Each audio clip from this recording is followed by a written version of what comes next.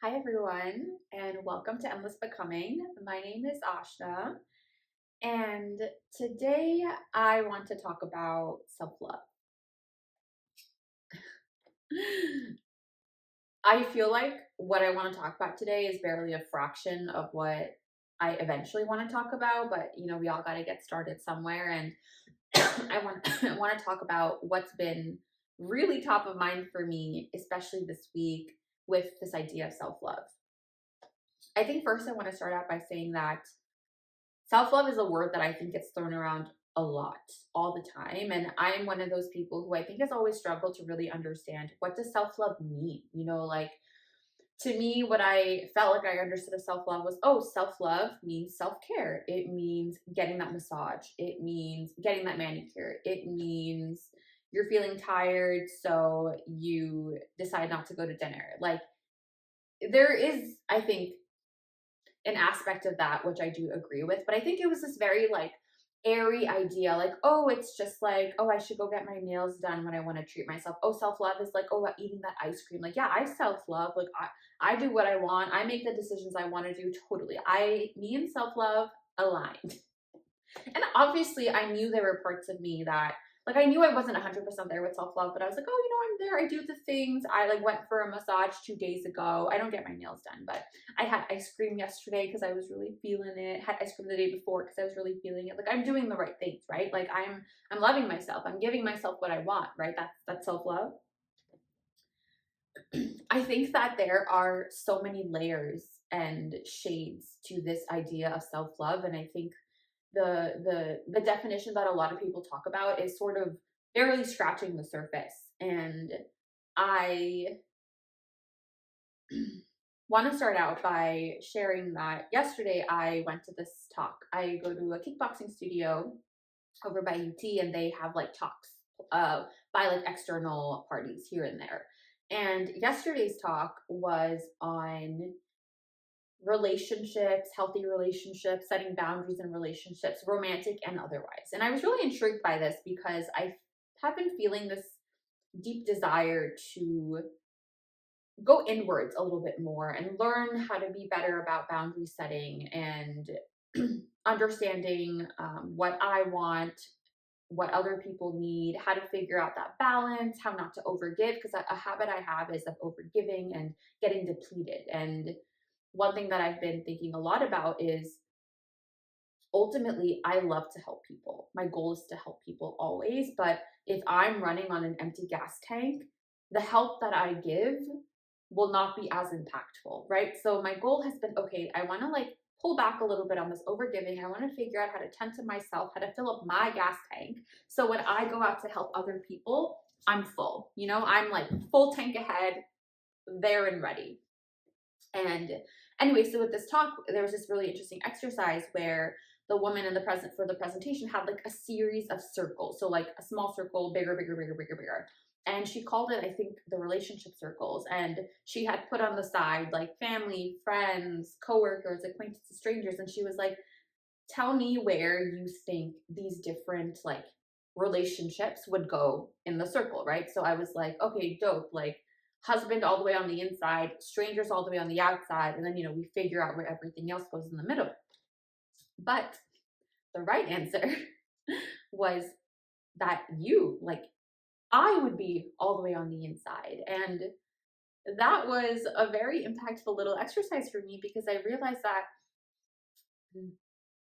that is the core to self-love, right? Where it's like when you think about who is the person who is closest to you, who is like the best relationship you will ever have, and the answer is with you, with ourselves. And I think that is an aspect of self-love that I think gets glossed over all the time, right? Like my mind immediately went, my husband is the closest relationship I will ever have. If I had kids, my husband and my kids would be on there. But I would never have thought about putting myself on the inside of that circle, even though, like I said before, my focus has been filling up my gas tank so ultimately I can give to other people. Yet the exercise showed me that there is this very like deeply ingrained programmed part of me that is not programmed, for lack of a better word, to put myself first, to truly prioritize myself. And I think I went down this little rabbit hole yesterday where I was examining parts of my life and I was realizing that I've got self-love all wrong. And I'm not saying I have it all figured out. I think there's still a lot that I have to learn. There's a lot that I have to teach that I want to share with you guys eventually. But self-love is not what I thought it was. And I was spending some time last night and today doing some thinking around, okay, like what are these realizations I'm having, trying to put pen to paper. And I want to read out for you. I have my notebook here because I want to make sure I read it out exactly as I want to share it with you. And one, I guess, statement that I've come up with for myself to clarify this whole concept and idea of self-love is the treatment that we accept from others mirrors the way we see and love ourselves. I'm just going to go ahead and repeat this one more time. The treatment that we accept from others mirrors the way that we see and love ourselves. I'm going to give you some context through some life stories that I was kind of reflecting on yesterday, because I just think I had self-love a little bit all wrong. And I had three main stories come to mind.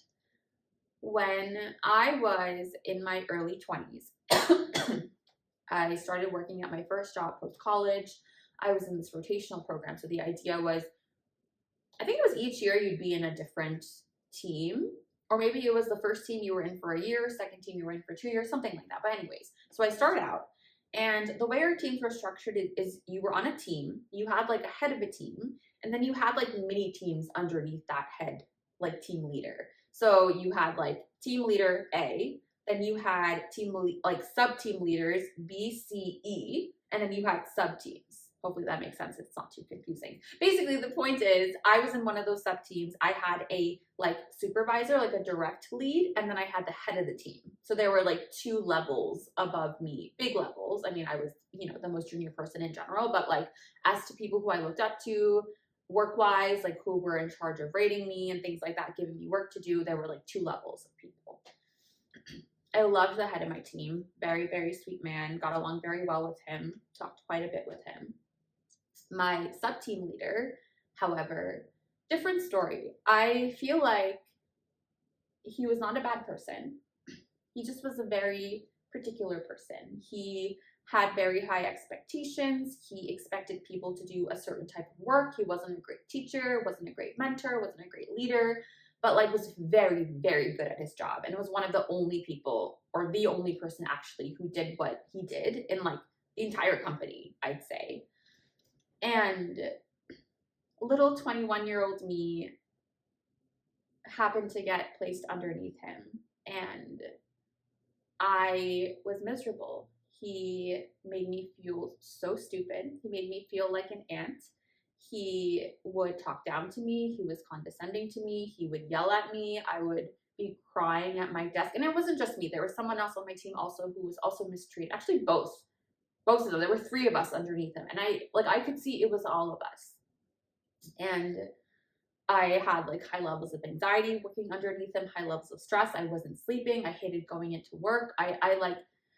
There were other things about the job, I will say, that I disliked, but a big part of it was him, this like supervisor that I had. And finally, I started talking to a couple admin assistants who were assistants in each team about how I felt like I was being treated and how horrible I felt. And they were really sweet. They were encouraging me to go talk to the head of my team and the head of another team.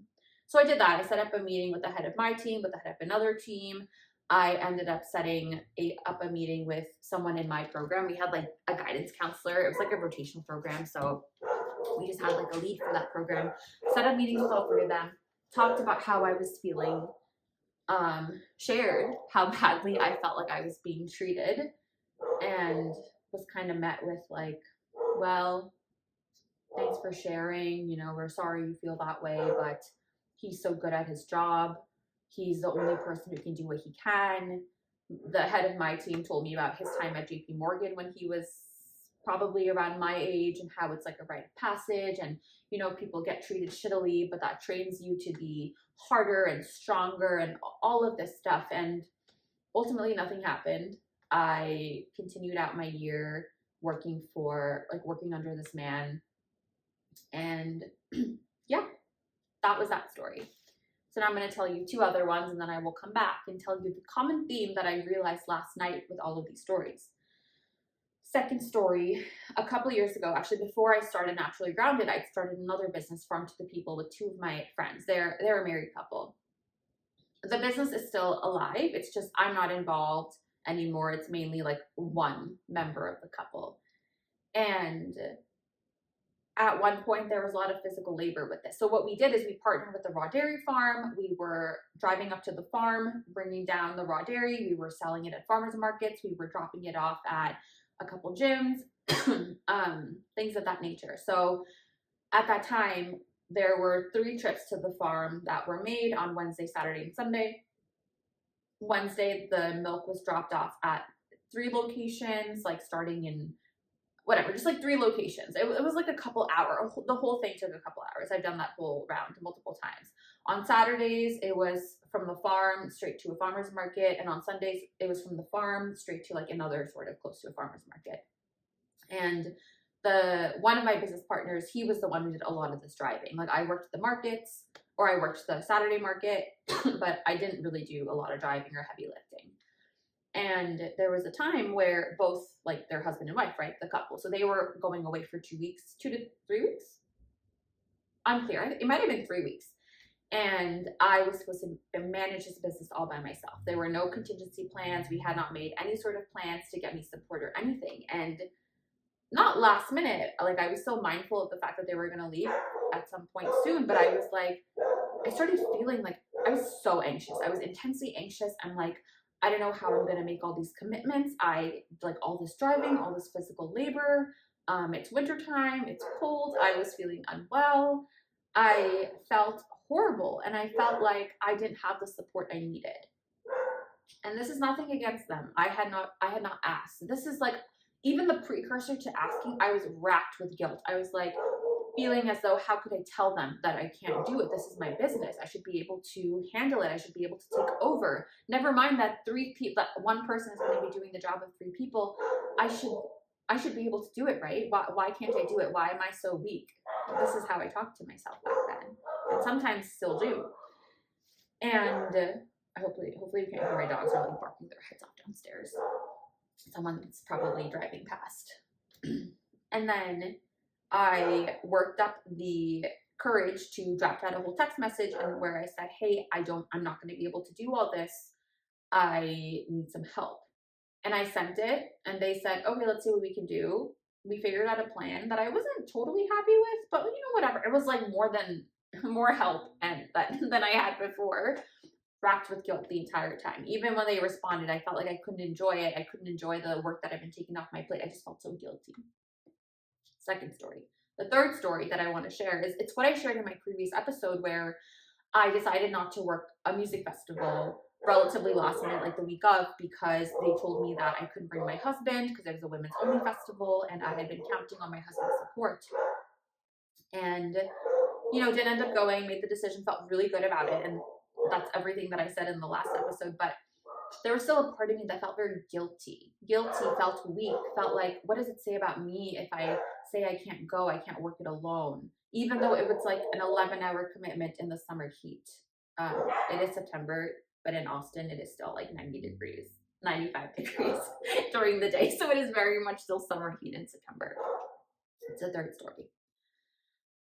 The through line with these stories that I want to talk now about is that I felt like I was being wronged, right? In the first story, I was being mistreated by my supervisor. In the second story, I felt like I couldn't handle everything in the business without my 2 business partners. In the third story, I felt like I physically could not work this festival by myself. So the through line is I did what needed to be done, right? So in the first story, I spoke up against my supervisor who was mistreating me. In the second story, I texted my friends. In the third story, I ended up canceling and backing out of the retreat. Sorry, the festival, not the retreat. And on the surface, I thought that's what self-love is. Like, oh, Ashna, you are feeling a certain way and you're speaking out against it. You feel like you're being mistreated, so you talk against it. You feel like you can't handle the work, so you text your friends about it for help. You feel like you can't work the retreat. Oh my God, festival. I don't know why I keep saying retreat. Festival. So you back out of it. Like, that's self-love, right? I'm doing what needs to be done. I'm speaking out. I'm speaking my truth. I don't think that was self-love. The immense guilt that I have been racked with for most of my life for making the decisions that I need to make, that is not self-love. I feel like the guilt that I feel, that is how I punish myself for putting myself first. I feel like I don't deserve, on some level, a part of me feels like I don't deserve to speak out. I don't deserve to be treated well.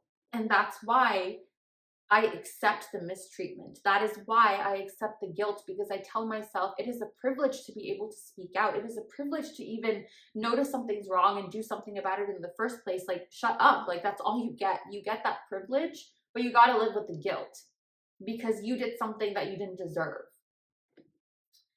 And when I go back to my statement, the treatment that we accept from others mirrors the way we see and love ourselves. In the first story, I took that supervisor mistreating me, acting condescending to me, making me feel small. I took it. I spoke out about it, felt immense guilt around it, which I didn't even think the speaking out was an act of self-love in that way.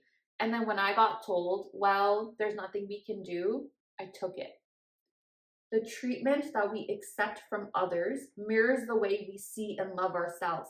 I took that treatment from my supervisor. I let him mistreat me. I let him talk down to me because how I saw myself was so low. The way I saw and the way I loved myself was so minimal. When it came to asking my friends for help, telling them, hey, I can't, you're gone for 3 weeks, I can't do all this work by myself. The treatment that we accept from others, I let them think that I could do all of that. I let them put that on me. That's not me speaking out badly about them, but I let them make me feel like I had to manage it all by myself and I couldn't ask for help. I let that happen. When I asked them for help, I felt so guilty that how could you not manage this yourself, Ashna? This is your business. This is your job. How could you not manage this yourself? Why are you so weak? That's how I saw myself. And that's why when I asked for help, I let myself feel immense amounts of guilt. I let that happen. When it comes to the festival, again, the treatment that we accept from others, when they told me that I couldn't bring my husband, even though my heart dropped and I knew I couldn't do it by myself, there was a part of me that still felt guilty, still felt like, oh, what does it say about you? If you can't work it, that means you're weak. What does that say about you? That's how I feel about myself. That's how I see myself. I think that all of this, life, everything, love, it's all a journey. And clearly this is an example from last week. And while I have come a long way, while I will not let someone mistreat me again in that way I was treated in my early 20s, I'm still constantly learning. And what I realized yesterday, which was so freaking huge for me, was this guilt that I feel. This guilt is not an act of self-love. And this guilt is, oh my gosh, sorry, drink some water. And this guilt is something that I have carried around with me for years and years. And it was so mind-blowing for me because my whole adult life, I've made decisions for myself, from like, you know, choosing to go away to college, to a private college instead of attending a local, like, free public college, to moving out of the house when my parents didn't want me to quitting my first job when my parents didn't want me to like moving to San Francisco when that wasn't something that was met with a lot of support. You know, my boyfriend at the time, who's now my husband, like, while he was very supportive, it still is a lot, right, to do a long distance relationship. And I'm like, no. I self-love all the time. I make all these decisions all the time for myself. I'm always doing things for myself. Oh, you know, like, I ate that ice cream, I might feel a little guilty over the sugar because I put on a little weight and I'm trying to lose weight, but no. Like, self-love. I'm giving my body what it wants. And what I realized last night is that that hasn't been self-love. All along, I haven't been practicing self-love. It's just, instead of letting other people, like, taking other people's anger at me or like other people's disappointment, I've been giving myself that disappointment, that guilt that's been eating me up from the inside. I've been giving that to myself in the name of self-love. That was a lot. That was a huge realization that I had yesterday, actually. And I spent some time thinking about, well, like, what does self-love actually mean to me? I realized that the definition that's kind of floating around more popularly doesn't suit me. I realized that all these ways that I thought, and all these ways that I thought I was loving myself wasn't actually love. So I spent some time thinking about, well, what is love? What does self-love mean to me? And sorry, I want to read this out from my notebook again as well, because I just want to make sure that I'm being true to myself and my definition of self-love. What I wrote down is, I think self-love is seeing to your well-being and comfort in all the ways, big or small. It can look like not answering a seemingly benign question someone asks you because you don't feel comfortable with the answer, to backing out of a commitment because you're feeling depleted, to letting go of a friendship that doesn't lift you up anymore. I just want to repeat the first sentence again. I think self-love is seeing to your well-being and comfort in all ways, big or small.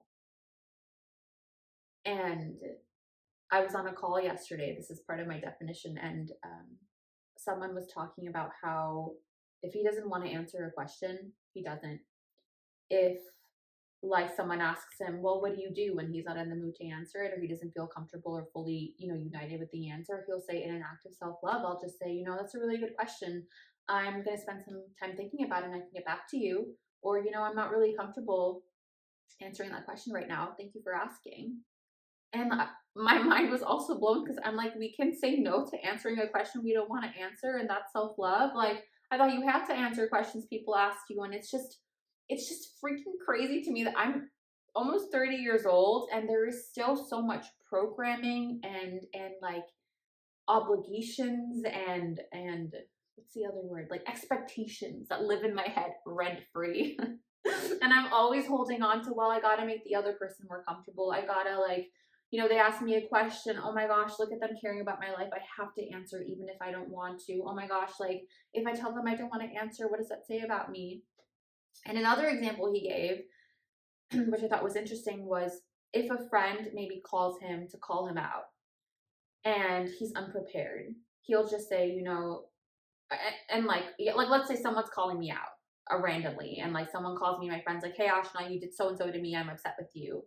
I can just say, hey, thanks so much for sharing. I'm not ready to have this conversation or answer you back. Like, feel free to share what you want, but I'm not prepared to answer you back. So I can listen, but I cannot have a conversation today. I hope you understand. That is self-love. Making sure that in every situation you are comfortable, your well-being is prioritized as much as you can. That's what I'm learning is self-love.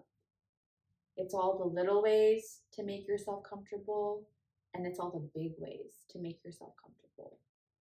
And ultimately, as we work on making ourselves comfortable in all of these ways, that's how we fill our gas tank up. As we start to feel good in every situation, or if we don't feel good, try to figure out a way to make ourselves feel good in a situation. That is self-love. That is going to fill up our gas tank. So at the end of the day, our gas is full and we can fully give to others wholeheartedly.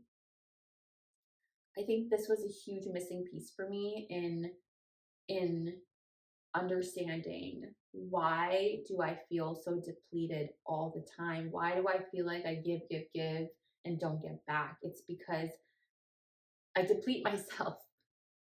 And even when people do give back, I can't appreciate it because I'm so depleted, and I feel resentful from this depletion.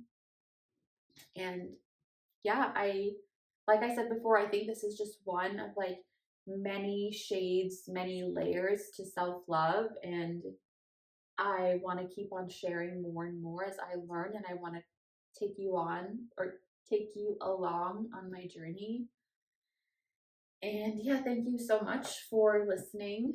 And well, I didn't do bad advice, good advice, but I think the bad advice would be what I talked about in the beginning about self-love means self-care. It means that manicure, that massage, and in actuality, the good advice is that self-love is making sure that you are comfortable and feeling good in every situation, big or small.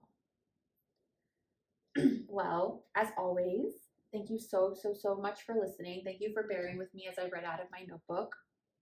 I hope that you all learned something, and not in like a to toot my own horn way, but just like I just felt like this was such a like revolutionary way for me, a revolutionary shift rather, in looking at things, and I hope that it helped you as well.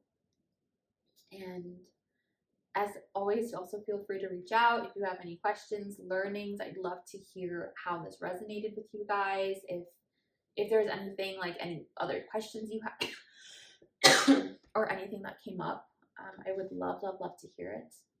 And yeah, I hope you have a good rest of your day, night, week, evening, whatever it is, whatever time it is, whatever day it is. And thank you so much, and see you next week.